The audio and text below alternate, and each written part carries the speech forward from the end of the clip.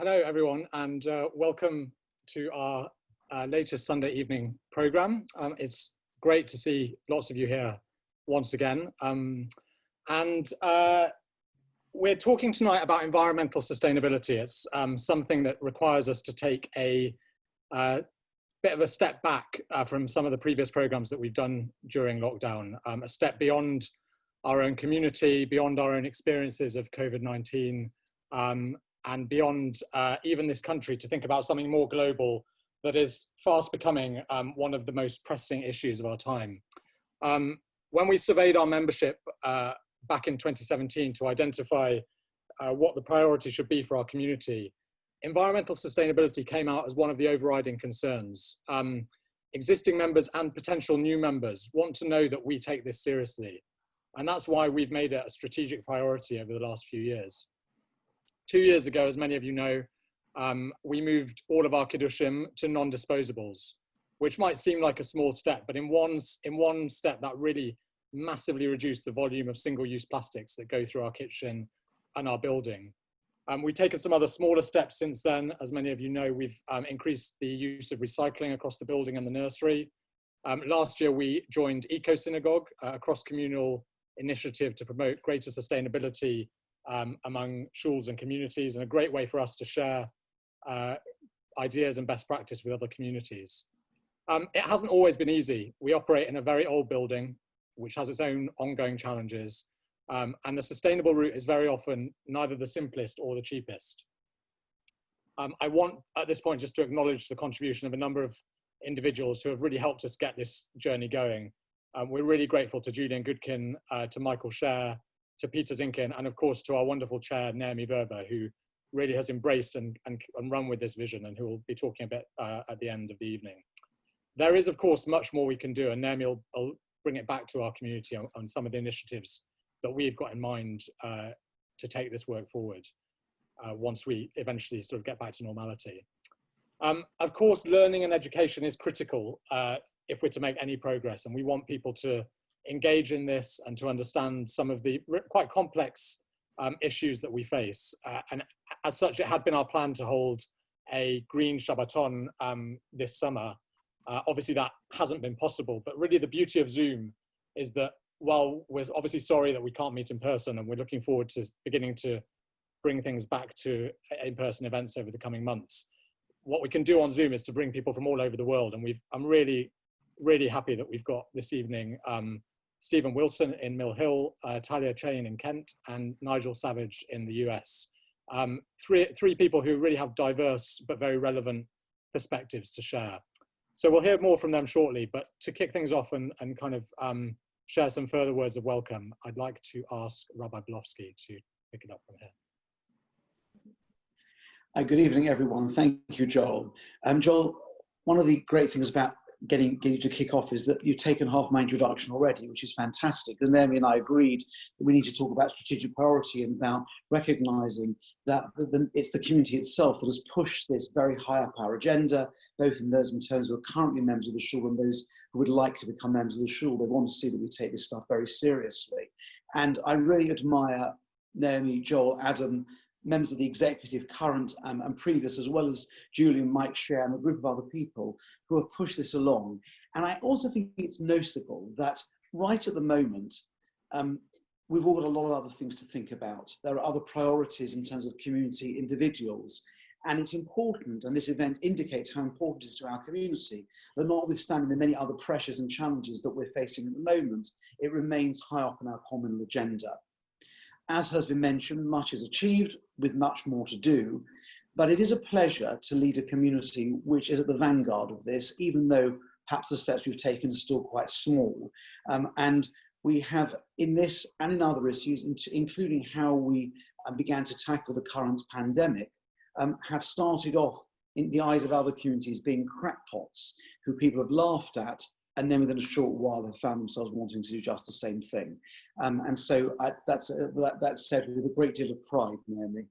So with just a few thoughts, because the evening is not mine, in welcoming Talia, Stephen and Nigel, and thank them very much for their time, I want to spend a moment considering something that Rav Soloveitchik says in his long essay, a monograph called Lonely Man of Faith, published some 60 years ago. He points out an idea with which you're probably familiar, that there are two Adams in the creation story. There are actually two creation stories in chapters 1 and 2 of Bereshit, but one is the reality and one is the ideal. And in this context, the first Adam, the Adam of reality, the less developed Adam, the Adam of the first chapter, the Eve of the first chapter, as well, transposing it into a more inclusive language than Rav Soloveitchik uses. The first Adam and Eve, they're creative. Their job, as they see it and as instructed in the Torah, is to subdue and use the resources of the world, but they're not on a spiritual quest. Rav Soloveitchik describes Adam as trying to better his own position in relation to his environment, to harness and dominate the elemental natural forces and put them at his disposal. And technological advances over the years that have accelerated have meant that human beings have been able to do this on an unprecedented scale. But the second man, the second Adam, Adam and Eve, is what Rav Soloveitchik calls the man of faith. That's the lonely man of faith of the title. They see the wonders of the universe, but they do not exploit them. They search for the reason for the existence of these wonderful, irreplaceable resources. They do not use nature for their own comfort, but seek to know God in every way through creation and nature. It's a very good place to start the conversation. What it really means in practice or in reality is that we till now, as a community, as individuals, perhaps as a human race, have been very good at being Adam the first, but now need to move to a phase when we can adopt the model of Adam, Adam and Eve the second. That requires greater awareness of sustainability issues, the way we operate individually and commonly, and that's done, at least in the initial phase, through events like this. We have an ongoing review of how we use resources at the shul, and we need to think about how we can improve sustainability. And from what we do in our community, more importantly, role model this for businesses, organizations, homes, and individuals that our community touches, which are quite a considerable number. And it's a recognition that in this regard, we have to consider ourselves intergenerational partners, not just inheriting a certain set of resources and an attitude towards them from a previous generation, but also to realize that we can't adopt the Pompadour après nous, le déluge approach, that it doesn't really matter, who cares what happens next. But remember that we are custodians of a world of beautiful and irreplaceable resources. So as a community and as individuals, we have to grapple with this idea and becoming Adam and Eve the second. It's an occasion this evening to hear from people with a passion and really profound knowledge about these ideas. It's not a halachic conversation, but an opportunity to improve our thinking, and it may produce ideas that we as a rabbinic and exec team can discuss. But most it's to raise the profile and importance of these things on our agenda, to give us food for thought and ideas to consider as we improve our sustainability for the community and role modeling it for others. Thank you very much for joining us. Thank you very much, Rabbi Belovski, for kicking things off. In order to get the most out of the evening, and we're very keen that this is both an evening to inspire and an evening to kind of create practical ideas for a way forward, we're going to hear from each of our three guests in turn, and then have a short Q&A. At Nigel's request, I have enabled group chat this evening. So if a question arises to you, please privately message it to me, and I'll try and feed it into the Q&A that will follow the presentation from our three speakers. So to welcome Nigel, first of all, we're really, really delighted to have you with us, Nigel. Nigel Savage is president and CEO of Hazon, which is the largest environmental organization in the American Jewish community. In 2014, Hazon merged with the Isabella Freedman Jewish Retreat Center in Connecticut, which we'll hear a bit more about later on. And under Nigel's leadership, Hazon really continues to inspire generations of American Jews to take greater responsibility for the environment in lots of different ways. Nigel, as you'll hear from his accent shortly, is originally from Manchester. And many of you will remember him as a semi-regular Dunston roader in the late 1980s, when he first moved to London from college. Nigel worked in the city at that time and also served in roles at UGS, Limud, and on the Board of Deputies as well. later moving to Israel to learn in several areas before moving to New York in 2000, where he established Hazon. So again, Nigel, thank you very, very much for joining us and agreeing to share some thoughts. Joel, thank you, and Rabbi Belovski, thank you. I'm genuinely very, very honored and truthfully very tickled to be able to be here this evening with this group of people, which pulls together so many different pieces of my life, truthfully. Joel, as you said, I have very, very happy memories of Dunston Road from the late 80s. I was living on Templars Avenue and Beechcroft Avenue. It was when I first met some of the people on this call, including the Freeburgers. And I would also say that it's when Dan Binstock was the rabbi at Dunston Road. And I remember very clearly a sermon that he gave one Shabbat morning about nuclear disarmament. And I actually remember being inspired by that because it was so clear to me that Jewish tradition had to be able to speak to the largest issues of our time. And I think it was true then, and it's true today. And it's one of the reasons I'm so honored to be here this evening. I want to basically just briefly say, firstly, why the environmental issue is actually such a terrible issue psychologically, and then offer one or two suggestions for how Golders Green Synagogue and truthfully the United Synagogue can make an even bigger difference than it has already made. And I actually want to begin by commending everybody at the shul for all of the things that you've already done, which are not minor. But first of all, why it's such a terrible issue. First of all, it's a terrible issue because you can't define success. And without being aware of it, we want to define success in our crises. So in relationship to the refuseniks, it was let my people go. In relationship to apartheid, it was, shouldn't there be a free democratic South Africa? Wouldn't it be amazing if Nelson Mandela were president? In relationship to the wars in 1967 and 1973, it was defend Israel. But in relationship to the climate crisis, there's no version of defining success that we can imagine. There is no likelihood at any time in our lifetime that we're going to wake up to a headline in The Guardian or the Daily Telegraph, great news, climate change fixed, go back to how you were. And without even being aware of it, just the enormity of the challenge in relationship to environmental sustainability and the fact that we can't define success is incredibly disempowering. So I actually think that we have to begin by acknowledging that. Then there's a second thing which makes it even worse, which is that there are no bad guys. We can talk about the oil companies, we can talk about Republicans in the United States, but fundamentally, in a moral crisis, we want to be able to claim the high ground, and we want there to be bad guys. So in relationship to apartheid, we could say they're racist and we're not racist. In relationship to the Russian Jews, it was like the Soviet regime is evil and we're not evil. But in relationship to the environmental crisis, it's simply the case that every one of us has grown up in a way that's literally unsustainable across the whole of the Western world. And so it's not just that we can't define success, but also when we start to think about it, we feel bad.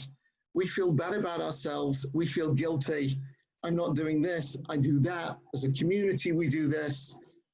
And I think it's incredibly important to begin with these two things because, and really to sit with them a little bit as an institution, as a community, process-wise, actually to acknowledge them and then go on to some version of Lo alacha hamlacha ligmor.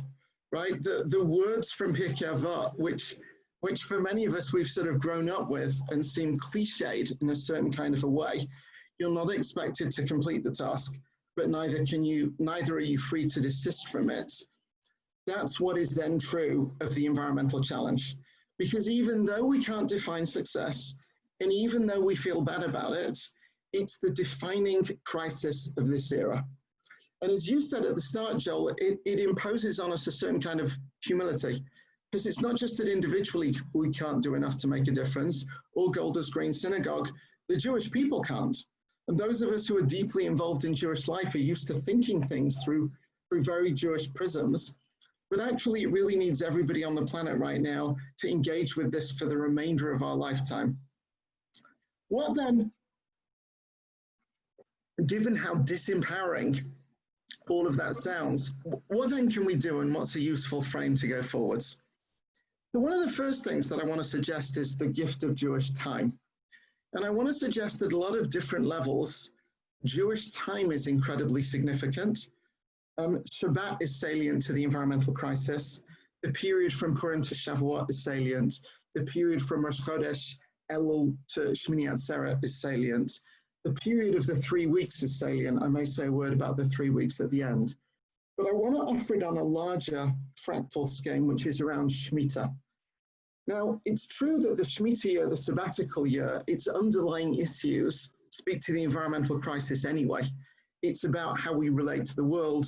It's actually about equality and inequality. It's about relationship to land. It's about cycles of overwork and rest. But at a much more simplistic level, every Jewish institution runs on Jewish time. Tuesday is different than Shabbat. Hanukkah is different than Purim or Pesach. The only way in general, historically, that that's not been true has been in relationship to the Shemitah year. And I want to suggest that for right now, for Golders Green Synagogue, there are 3 time periods. One is from now until September of 2021, which is from now until the start of the next Shemitah year. The second is the next Shemitah year, from Rosh Hashanah 15 months from now until the day before Rosh Hashanah in 2022.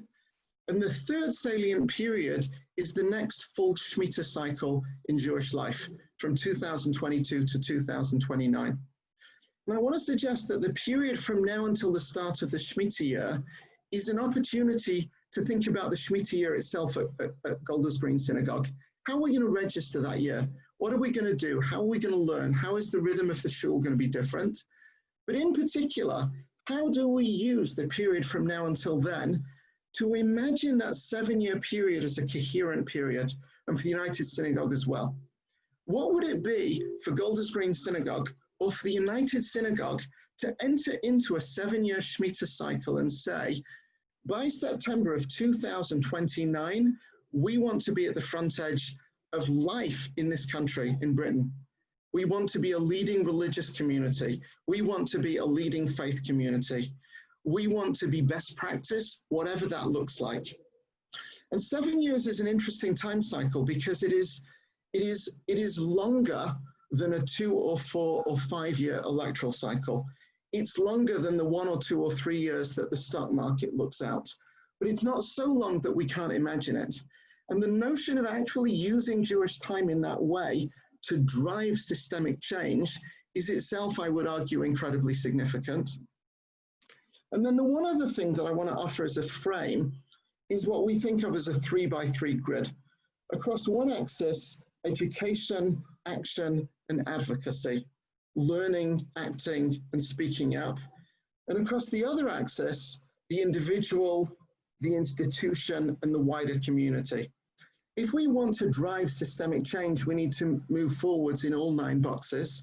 No one of us has necessarily the knowledge, the time, or the money to move forward in all 9, but collectively, Golders Green Synagogue could move forward in all 9. The United Synagogue could move forward in all 9. So to give just one example of what I mean by that, you started off, Joel, by talking about Kiddush. Most Jewish institutions, and certainly Dunston Road, has a kashrut policy. It'll be different at Dunston Road than in a Reform synagogue than at JW3. But what would it be over a multi-year period to move from a kashrut policy to a food policy, which is not in any sense to denigrate kashrut, but to widen the lens? What is the food that we serve here? Do we grow any of our food? Do we compost our food? Do we use Coke and Diet Coke? Why or why not? Do we use plastic bottles? Do we serve meat? Do we serve industrial meat or dairy, which is one of the 2 largest drivers of anthropogenic climate change? What about bar and bat mitzvah? What about simchas? What about the interfaith piece? What about public policy? What about electoral policy? What about wider issues going on in Golders Green or in London? What about issues of food justice or food sovereignty? And if the shul or the United Synagogue were over not a 1 or 3 or 5 month period, but over a 7-year period to say, what would it mean on the one hand to learn about the world that we're living in, and on the other hand, to apply Jewish values deeply inscribed, those become incredibly profound questions, and they lead on to systemic change. I think I want to say just one last thing, which is just to notice what a crazy time it is at the moment. I've been thinking about the definition of the optimist and the pessimist, and the pessimist says, I just don't see how things could possibly get any worse. And the optimist says, oh, I think I can. And I want to note that COVID has pushed us backwards, and the climate crisis seems overwhelming, but the gift of Jewish tradition is the gift of hope. And the act of having a conversation like this evening, the act of having begun to do the things that this community has begun to do is incredibly significant. And the last thing I want to say at this point is I want to give a great shout out, not only to the shul for doing this, but particularly to Talia Chain.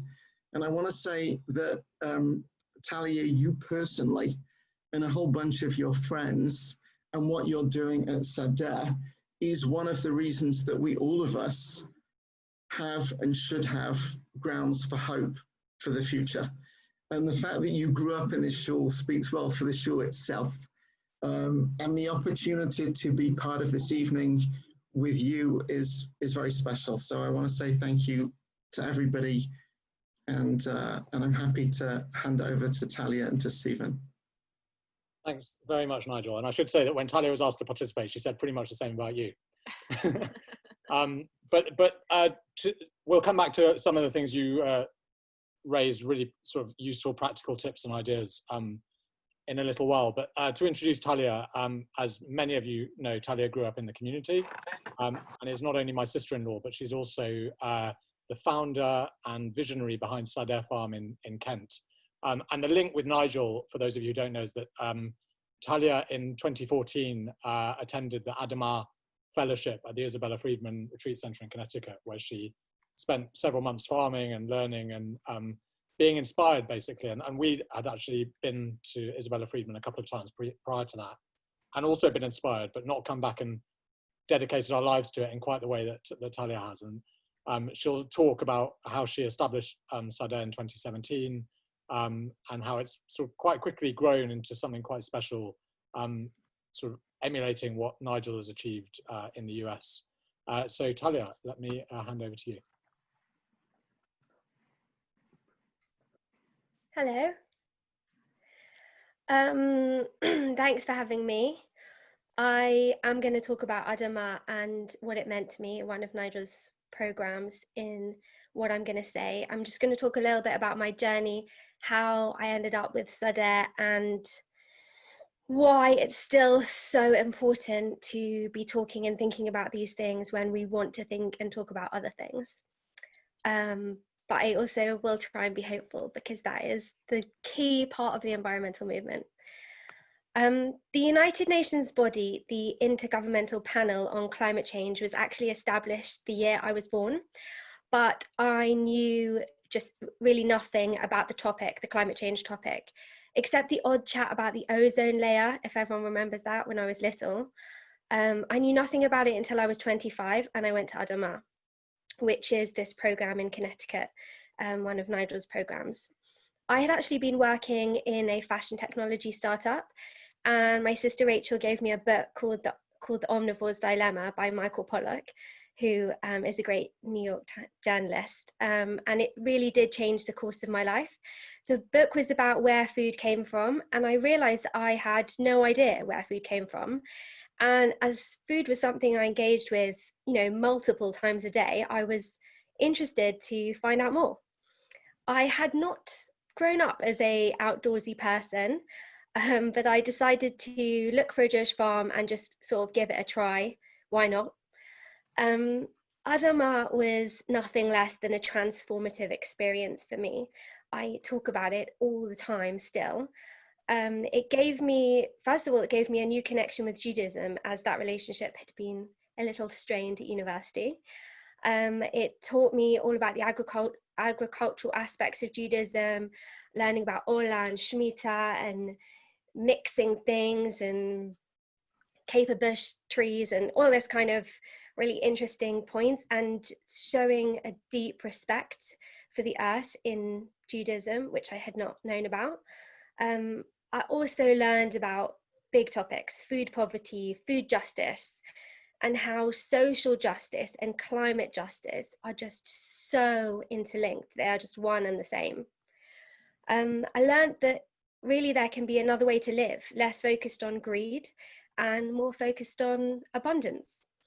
It was at Adama that I learned about ecocide and how humanity, me included, that we have the power to destroy the habitable part of our planet, or we have the power to make sure that it lasts, le do va do.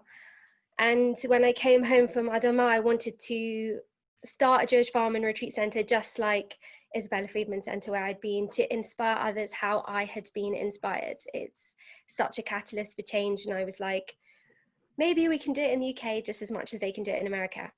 So I spent some time deepening my knowledge about growing food and farming, and then looking around for people who shared my ideals or vision. And it turns out I did not have to look far.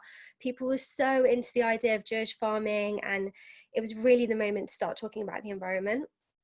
I kind of stumbled across Skeet Hill House, which had been in the Jewish community since the 40s. It's a Jewish retreat center. And I asked if I could just grow a few vegetables on site in 2016.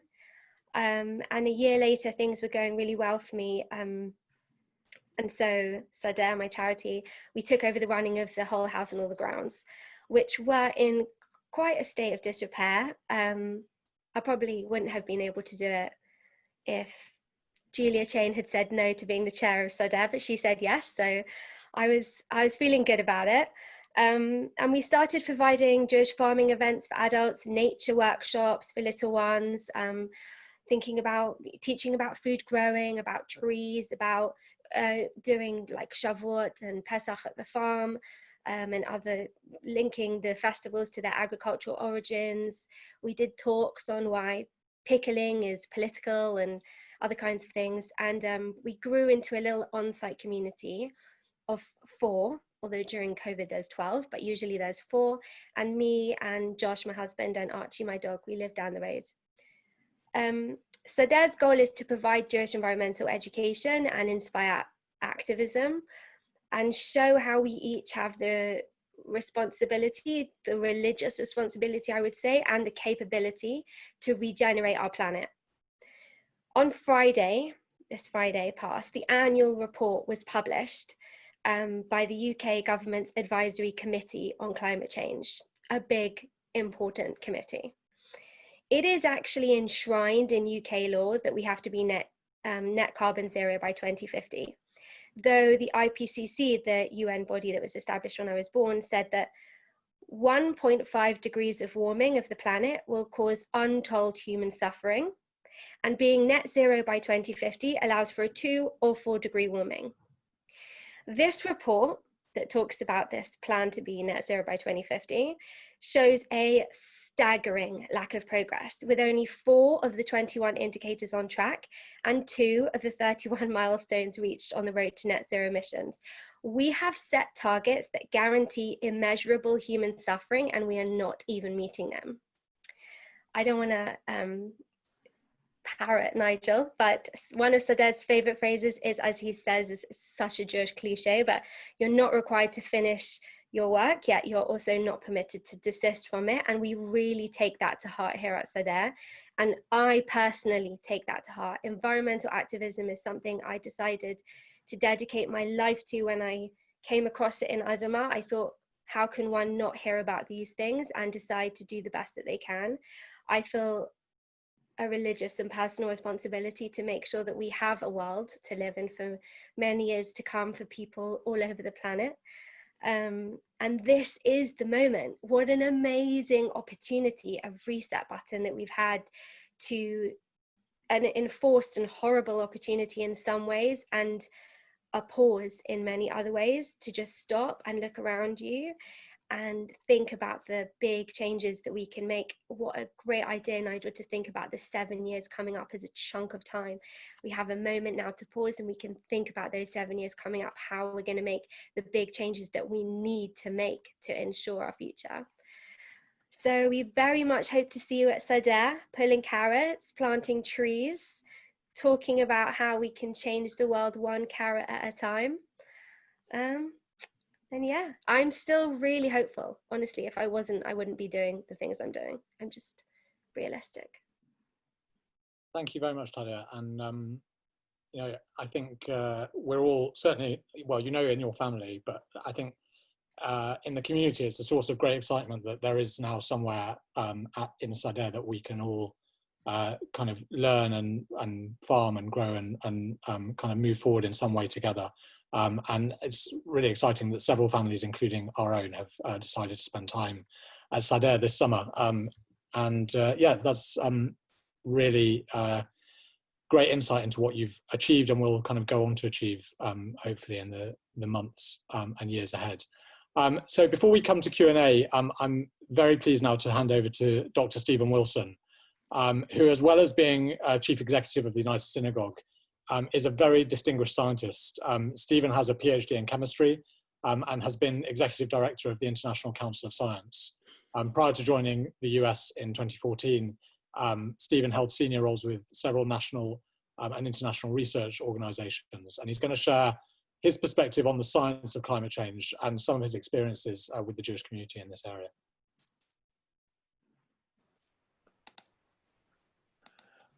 Joel, could you allow me to share my screen? Yes, of course.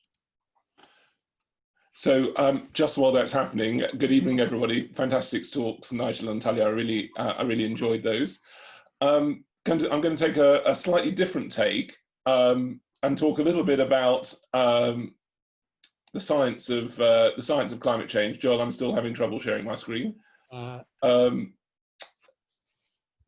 perhaps making a focus of this, the question that I was first asked when I joined the United Synagogue in 2014 and get asked quite often when people hear that my background is in environmental science. And I can't quite claim the stature that Joel gave to me, but I've certainly worked in the community for a long time. And that question is, do you believe, so you've worked in science for so long, do you really believe in climate change? Now that's a question that I've had to answer a number of times together with a number of subsidiary questions. Joel, do we think we're there? I think should be there. Can you see it? If you press the green button at the bottom, share screen.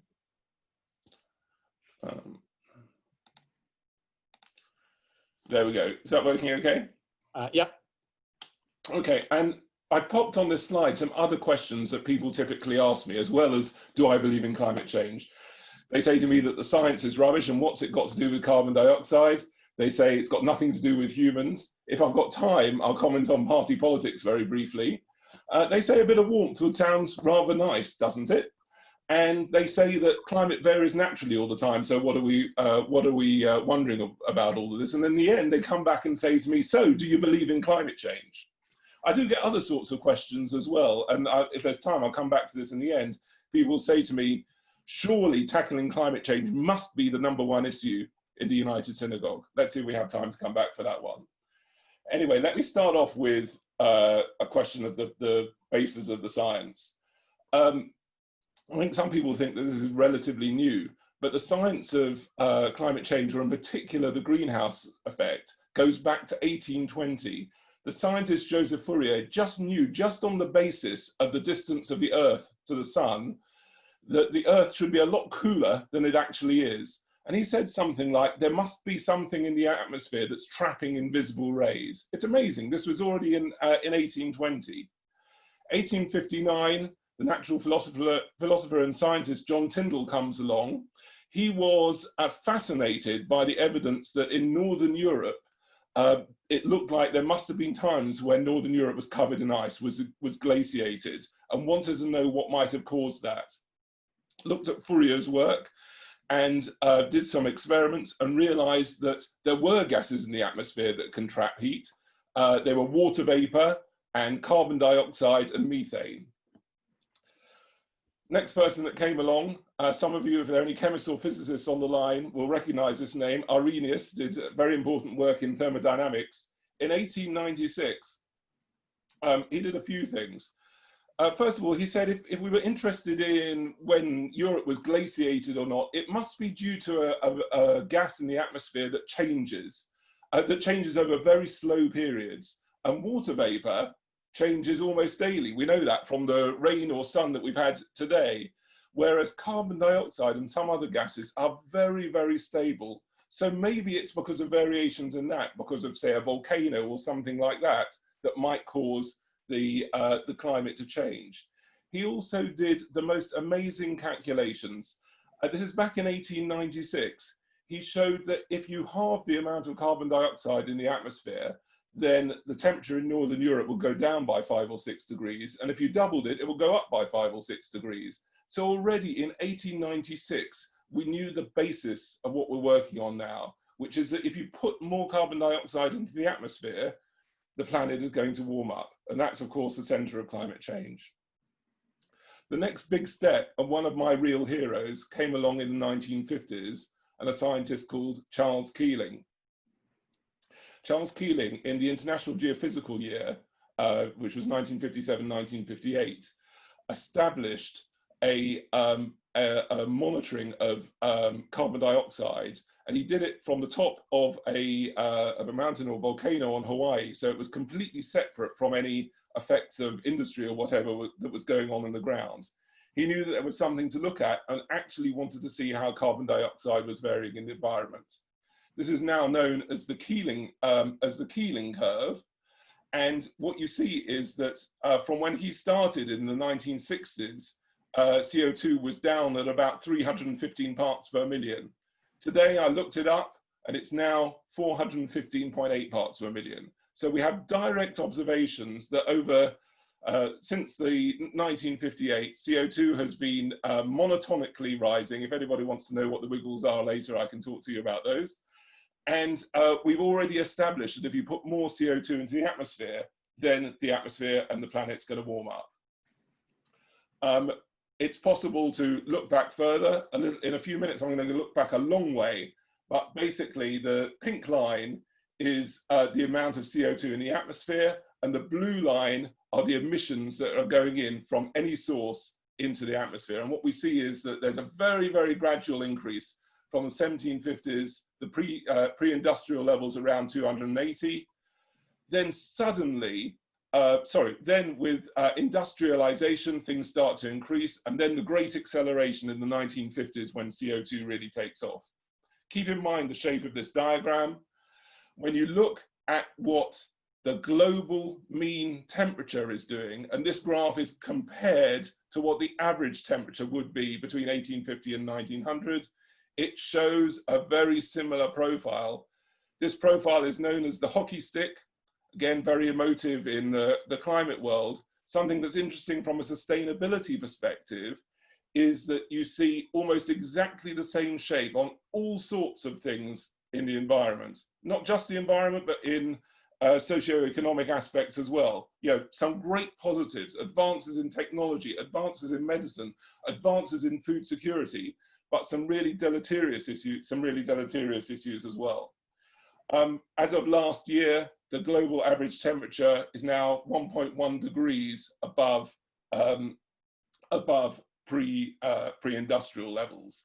So we know that if you increase CO2 in the atmosphere, the planet warms up.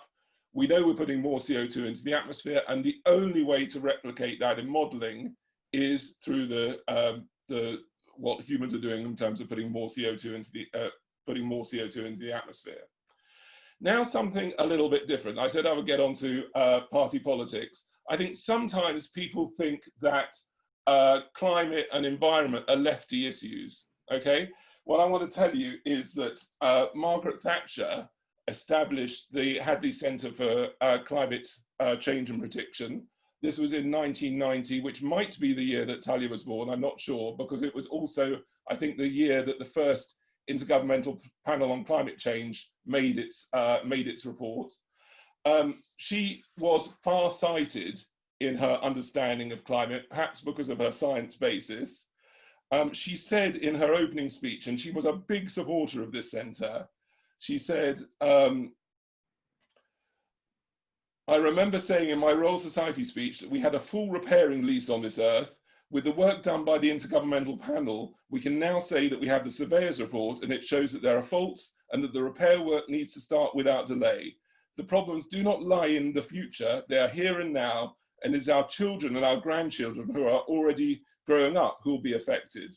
And she went on to say, we must take action on climate dioxide emissions, and that will mean significant adjustments to our economies, more efficient power stations, cars which use less fuel, better insulated houses, and better energy management in general. And that was 1990. The other thing I want to say about this chart is that the other person on there is a wonderful guy who left us this year. His name is Sir John Horton. He was the Director General of the Met Office at the time, and I had the honour to work with him. He was the first chair of the IPCC, and he was also a committed Christian. I don't meet that many religious physical scientists. There are some of us, but not that many. And he led the way wonderfully, including bringing his faith to bear. He talks about how when he was approaching a particular difficult meeting with heads of state, he would convene those of faith and lead a prayer group. He was an amazing guy. Okay, what about this question of 1.1 degrees? I quite like 2 degrees. That would be quite nice. It would be nice to be a little bit warmer. Okay, again, the sort of work that the Met Office has done. When people are talking about global average temperature, they're talking about an average. So this curve here, maybe that's the state a few years ago or now, and the global mean is here where it says average. That means there'll be some years when it's warmer and some years and places where it's colder. The issue about shifting the mean just by a small amount, nobody actually experiences mean temperature. What they experience is the real effect on them on a daily basis. And because you're experiencing a distribution of temperatures, it means that you, just by shifting the mean, you get much more in the way of extreme events, either more hot weather, more record hot weather, or also less cold weather, which matters in the poles. So a shift of 1 degree or 2 degrees might sound nice, but it's really serious in terms of extreme weather, and that's what we have to protect against. Moving on, really onto the last question I was going to tackle. People will say, doesn't climate just vary naturally? After I left the Met Office, I had the honour of working for one of the government research councils as a research funder for 14 years, the Natural Environment Research Council. It's the parent of the British Antarctic Survey. And so my colleagues did a lot of polar science. Why go to the poles? Well, they're pristine environments where it's easier to detect change. And one of the really important things that they do from a climate change perspective is to drill out these cores. Now, what I'm talking about here was work done under a project called Epica, which finished, I think, in 2006. It ran for 10 years. And they drilled out ice, they drilled out cores down to 3 kilometers below the surface. Why do this? Well, every year when it snows, that snow freezes in the Antarctic and it traps into it the atmosphere of the time. How much CO2 there is, and also the thermodynamic state of the atmosphere. If you take out the cores and slice them into disks and basically break out the air that's trapped in there, you can, a bit like tree rings, look back in history and find out what the global climate system was doing. So here's what they did with a 3-kilometer core. They looked back over 800,000 years and could see all of the climate variability over that period. The blue parts are the amount of carbon dioxide, the red parts are the temperature. You see they broadly follow each other. You see there are indeed very significant climate cycles, and some of these big ones are to do with the way that planet Earth wobbles every so often.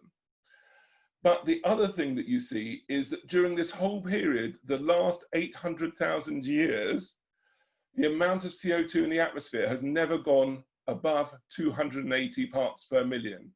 Today, we're at 415 parts per million. So we are doing an experiment with our planet, which has not been done in the last 800,000 years. And there's now good evidence that it's an awful lot longer, than that.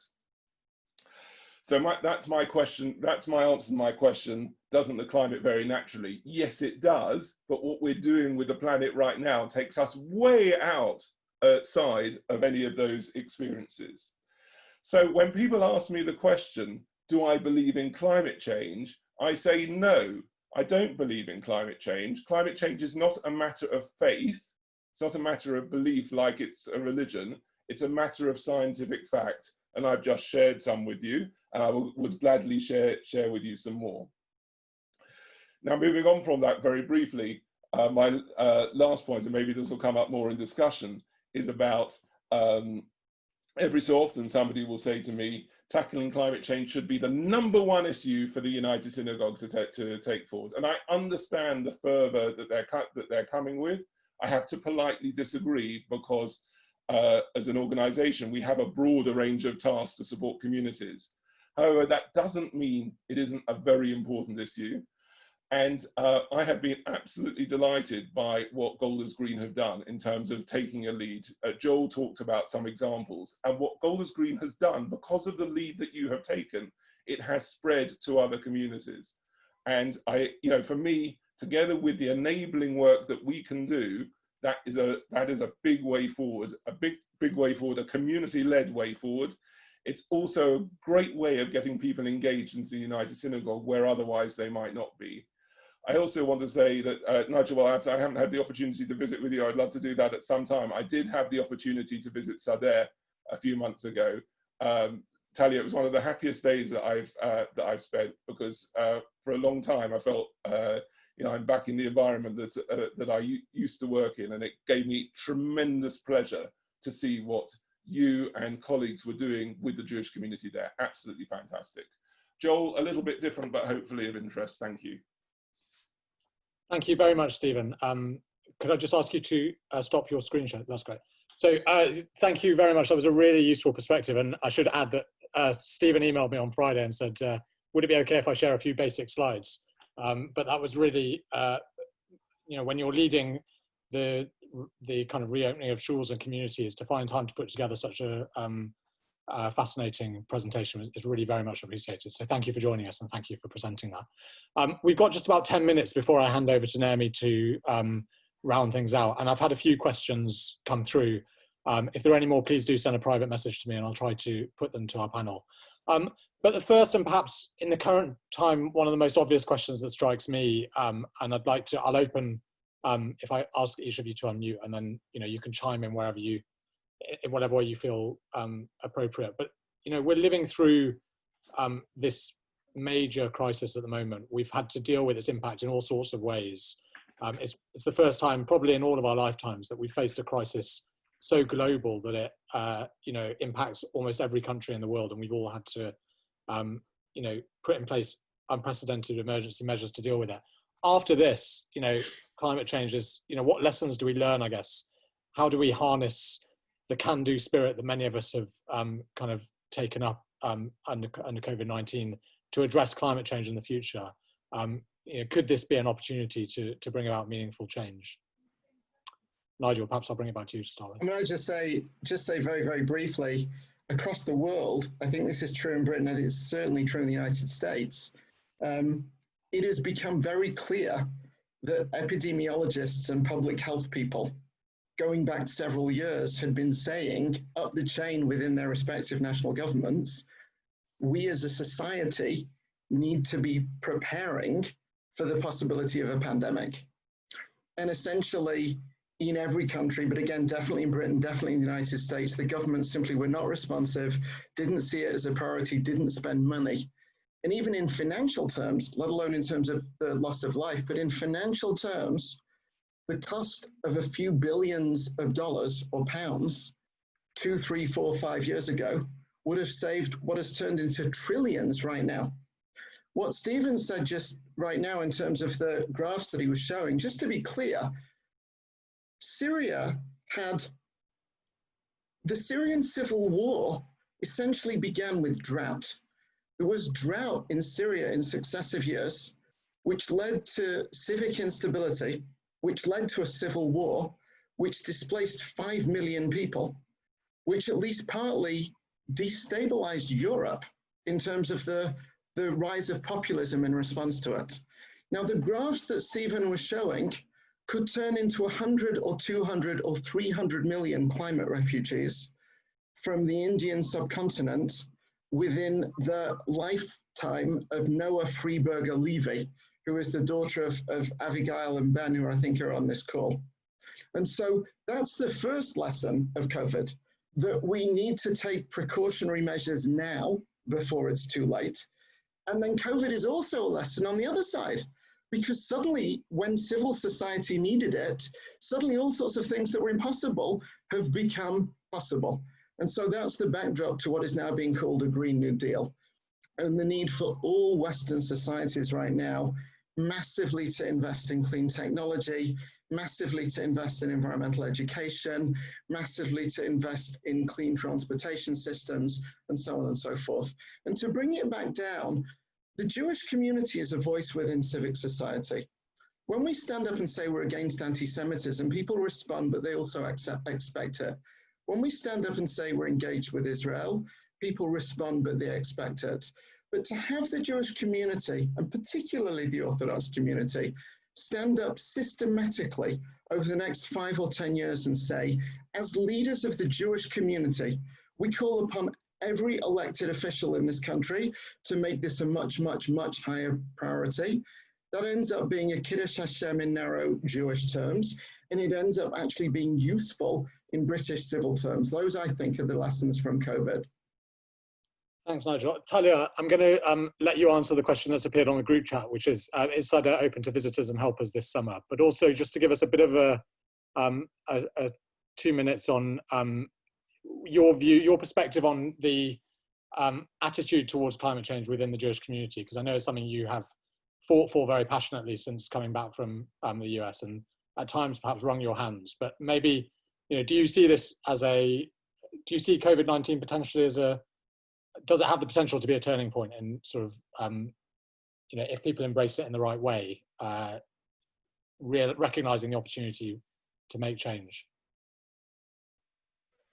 Yeah, I would say when I came back from Adama, there was pretty much general feeling that I was completely mishigener, that I wanted, like, what Jews don't farm. Although that's so untrue, and our whole religion is agricultural, but that's the modern day take on the thing, the 2020 take on it. But actually, over the years since I've got back from Adama, people have just, because the environmental movement has grown so much, so also in the Jewish community, like in Golders Green community, so reflected there with Naomi taking things forward left, right and center. Every time I come back, there's like a new green initiative, which is so awesome. So that's really cool. I feel like people are listening. Eco Synagogue, we're getting messages all the time. I'm part of Extinction Rebellion Jews. We're like a little group of Jews in exile. You'll find us at every protest, forever growing. Still really busy at the moment. So yeah, I definitely say, like, Jewish people are taking this on board, a bit slower in the Orthodox world, but still definitely taking it on board. I just think about COVID. People said to me before COVID, like, oh, I can't give up meat, or harder than that. I can't give up flying, or I can't give up cheese. People love to say, like, things are really difficult, but actually, when your life is threatened, or the life of someone that you love is threatened, all of a sudden people can completely isolate in their homes for months at a time without seeing anyone, not going to any shops. I mean, drastic measures so quickly, just like in World War II, where all of a sudden we had to grow all our own food. If push comes to shove, we can do it, because us individuals, we are powerful people, and we are totally capable to make the changes that we need to make. And I meet people all the time making those changes. Like, now you think about who was vegan 5 years ago, no one, and now there's millions of people who are vegan in response to the environmental crisis. I think, yeah, COVID's an amazing thing to learn from, that actually we can change and we can break habits, and we can form new, better, more beautiful, more communal habits, is how I'd see it. And we're doing it already in Golders Green. And is Sadeh open to visitors this summer? I'm afraid it isn't. We are housing a community of vulnerable people who are vulnerable from health perspective and from financial perspective and this, that, and the other. But we do hope to be open from September. We are having a few families coming in August, including Naomi, and we hope to open from September to people, but just be in touch, yeah. Thanks, Talia. So we just have a few minutes left. I have two questions that I'm going to put to, first of all, to Stephen. Stephen, someone asks, how do we help the third world to industrialize and improve living standards in a sustainable way? Is that something you could offer a few thoughts on? Thanks. I guess a couple of points. One might get a bit political with a question like that. The first is to recognise that, you know, the reasons that international climate discussions get stuck to some extent is about the tensions between the developed and the developing and the less developed world. And if there, it's impossible to come to a climate conclusion or whatever that doesn't allow for the developing and the less developed world to develop. And so that means that, to my mind, the developed world has to do more, has to work harder in order that the developing world has some emissions space, should we put it that way, to be able to develop. The second point is that and many developing countries have done this extremely well, they have to jump technology generations. So it will be a total disaster if they went through the technologies that the developed world has gone. They've got to go straight. They've got to go straight to renewable technologies. The third, and when I get political and I take off my United Synagogue hat for a minute, for me, and this may cause upset what I'm about to say in the Jewish community, it was of enormous disappointment that DFID was folded into the FCO. Yes, DFID, the Department for International Development, perhaps made some mistakes with some of its programs that the Jewish community didn't like, but on the whole, they were doing absolutely amazing work and a key partner to developing and less developed countries in making their steps forward. And I'm very concerned that that change is going to hurt development. Thanks, Stephen. So finally, and this is a question I'm very grateful for, because it kind of brings it back to where we started, and is an opportunity for each of you to offer a final minute or so of closing remarks. And the question is, what three things, or I guess we plug for two things if you can only think of two, can we as individuals do to make the biggest difference? Nigel, I'm going to put you on the spot and ask you to go first. Joel, thank you. I think I want to say one thing and one thing. The one thing I think to make a difference is to commit any institution that you're part of to multi-year systematic change. That's actually how we really start to effect change. It's more than just driving less or riding a bicycle or eating less meat and so on. It's actually committing institutions to multi-year change. The other thing I just wanted to end with, because I made an indirect reference to it early on, is something about the 3 weeks. Just before the Copenhagen Environmental Conference, I was leading a sort of high-end interfaith Jewish delegation to a multi-faith environmental shindig at Windsor Castle with the Duke of Edinburgh and Ban Ki-moon, and I had a very short speech to make. And my question to myself is, what is the gift of the Jewish people to this group of the world's religions right now? And I found myself talking about the 3 weeks. And in relationship to the environmental crisis, there is one group of people who just turn the page, literally can't face it. It's too big, it's too depressing, and it's too overwhelming. And on the other side is a smaller group who are like, oh my God, the world is being destroyed. What are we going to do about it? And I think that the lesson of the 3 weeks is very, very fascinating. Because on the one hand, Jewish tradition comes every year and gives us this period of time to look at destruction and to remember destruction, the destruction of the temple, the destruction of Jerusalem, all the other things that we believe negatively happened during the 3 weeks. And then it culminates with Tisha B'Av, which in one sense is looking at our own deaths, right? Tisha B'Av is as if we were dead, right? We don't greet people, we don't wear leather, we don't eat, we don't have sex.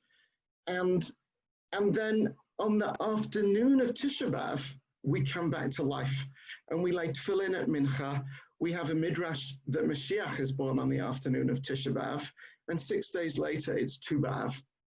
And I think that the lesson of the 3 weeks is about, on the one hand, facing destruction and not shying away from it. And yet on the other hand, as Talia said, actually genuinely having a sense of hope. That's what the Jewish people actually represents on planet Earth, that we've taken all of these hits, from the destruction of the temple to the Nazis and the Shoah to Stalin, and yet we're still here trying to make the world a better place. That's an incredibly, incredibly valuable lesson and gift of Jewish tradition at this moment in the world's development. And I want to thank everybody very much for inviting me this evening. About Hazon, there's information on our website, hazon.org. But most of all, I want to really, really, really thank you. Thank you very much, Nigel. Thanks for joining us. And Talia.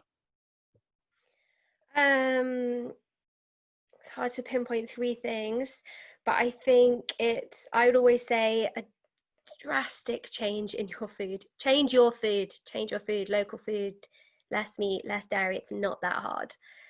Fly less, very hard, and write to your MP. Write to your MP, come to an XR protest. Get involved politically. This is your future. Thank you. And Stephen. Thanks. 3 things. One, on the basis of what I said in my presentation, I'd say educate yourself and question so that you're able to respond to things that people ask about.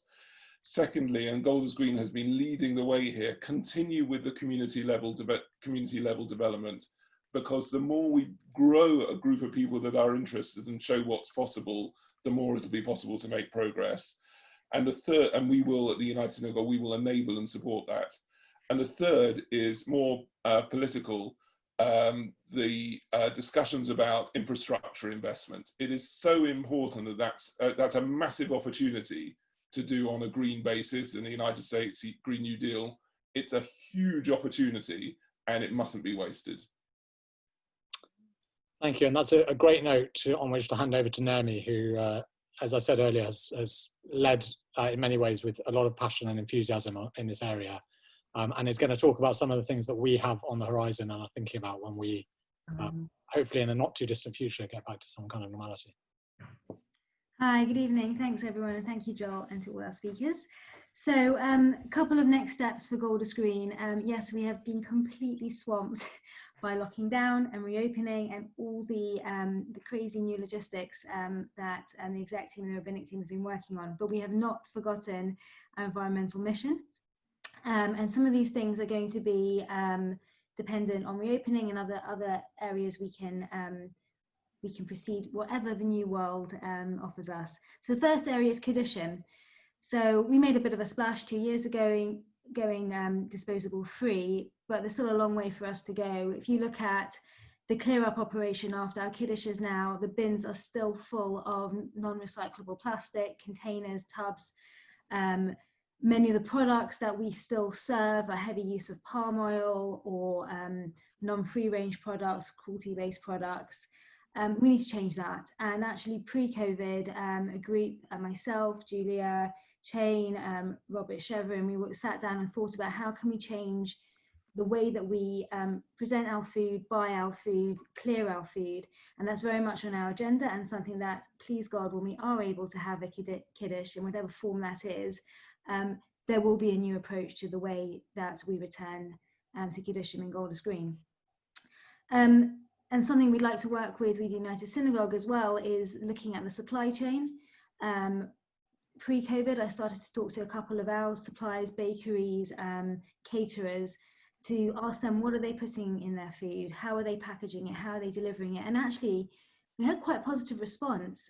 Whereas we thought, you know, this is just going to be an irrelevant nag, caterers and suppliers were saying, well, if you can get a group together who would order a more sustainable style Kiddush, we would deliver it. And that's something that we need to follow up on once we can all have Kiddushim again. Another area, so last summer, Julian and I met with the London Wildlife Trust as part of an Eco-Synagogue event, and they talked about greening your space. And that's something we want to do when we return to the shul. So what this means is finding any area within your synagogue or church or school that doesn't have wildlife, and put wildlife there, flowers, climbing walls, etc. In our shul, we're very lucky. We have 2 large balconies that are empty. They actually have no access to them at all. They have no purpose whatsoever. And we thought it'd be a wonderful idea to fill these with flowers, with plants. This helps reduce pollution. The plants filter the pollution, they reduce noise, reduce stress when we have lots of young children on site for the nursery and for the school. It would beautify our synagogue as well. So that's a project we really want to get going over the summer. I'm going to start to work out how we can get the plants, what they should be, work with the Wildlife Trust, and with some advice hopefully from Talia as well as to how we can do that. Now, Stephen mentioned infrastructure sort of changes, and something we are hoping to hear from the government is that they will bring back subsidies around things like solar panels and abilities to produce carbon-free energy. Something that Mike Scher actually looked at long ago, about 1.5 years ago, was putting solar panels up on our roof, which is a flat roof. It's very big, it's ideal to generate our own clean electricity. And that's a project that we want to pick up on in the near future, hopefully with some sort of governmental support. This is rather expensive to do. And finally, a sort of smaller scale change, but something that I think is going to, be relatively easy to do, is continue with our mission to go digital first and reduce paper waste within the synagogue. Now we know we have a lot of members who still need to receive things via mail. They are not online, and that we always cater to that. However, we did an experiment over Pesach with our mailing, and we're able to drastically reduce the amount of paper that we mailed out, with everybody still able to know the information they needed.